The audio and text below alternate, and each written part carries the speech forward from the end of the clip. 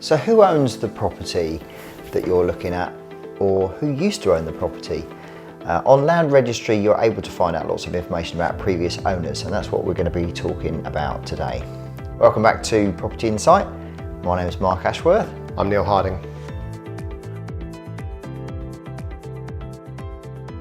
What many people perhaps know is that you can find out who owns the legal title to a property by logging on to the .gov website and downloading for the princely sum of £3. As long as you open an account and give your email address, set up an account, you can download the title register for £3 and it will tell you who owns the property currently. Just one thing quickly to add, by the way, if you do a Google search for finding out how to obtain this information, you will probably find some sponsored links at the top of that Google search, and they'll probably try and charge you between £20 and £25 for that same information. So just make sure that you do actually go to the Land Registry website, which does end in .gov, and then you'll be able to get the Land Registry information for the correct amount, Yeah, which good is point, £3. because they're only getting that from the Land Registry website anyway, aren't they? Exactly. They're charging a nice fee for them being the middleman. I think it's section B of the title register, which is called Proprietorship, and that tells you who actually has legal title. Assuming it's been recorded at Land Registry at some point. I think they started in 1993 and most properties are. However, it does, as I said, it does only tell you who owns it right now. But what if you want to know who owned it 5 years ago? There is a way of being able to find out, which I have recently discovered, because I've got to say I didn't realise this. But I needed to find out, and the reason, because you might be thinking, well, why would you need to know? Why would you want to know who owned a property 5 years ago? Who cares?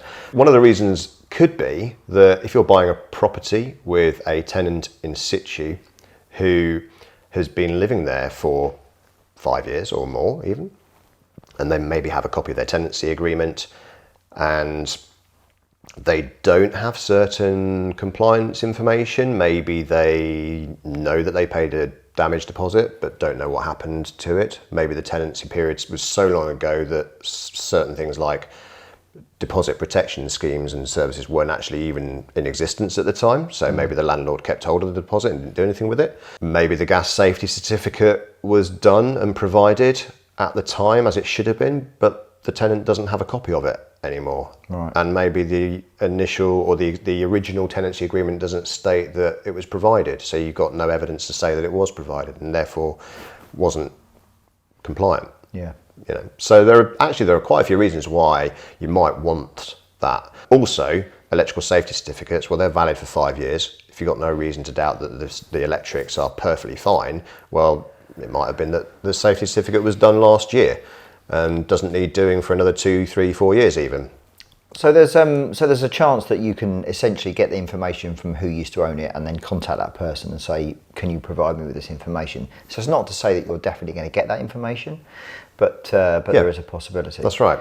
And if the property's changed hands more than once, then whoever owned the property 5 years ago, of course, might be a distant memory to the tenant, but also won't be information that's available on the title register. So if you go on something like Rightmove or Zoopla, it's very easy to see when a property was sold, and the sale history will be there.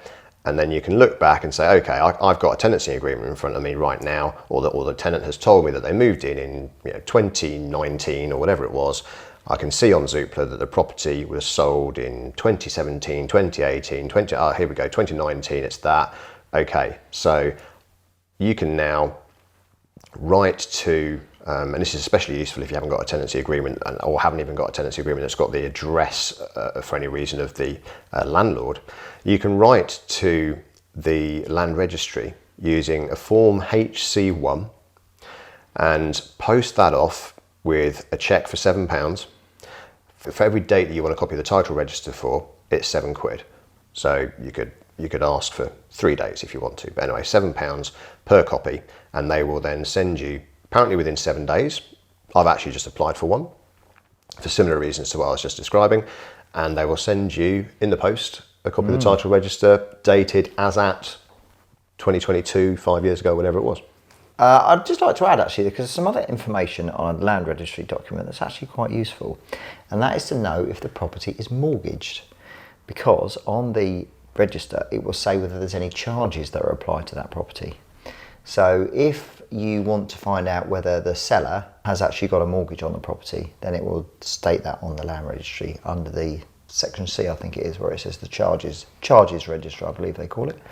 And yeah, so you're able to find out whether the property is mortgaged or whether it's unencumbered, which, you know, can be very useful. You might just be able to ask the question outright to the selling agent or even the vendor if you're talking to the vendor directly.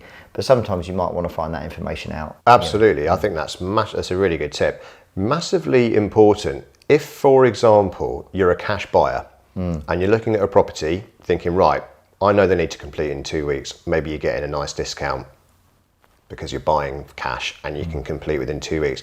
If you download the title register and you know that even if it was a year ago, there was a charge put on the property by a mortgage provider, well, probably someone's viewed the property and assessed it to be a suitable security as an asset for lending. Just helps you get a little bit more comfortable that the reason why you're buying this for cash, especially if it's an auction property, is not because it's unmortgageable and it's horrendous property. It's very useful. Absolutely, yeah. So we hope that you found that video insightful, and if you have, please like the video and of course subscribe to the channel and share the content if you can, so we can reach more people to enjoy this content. We very much look forward to seeing you on the next one.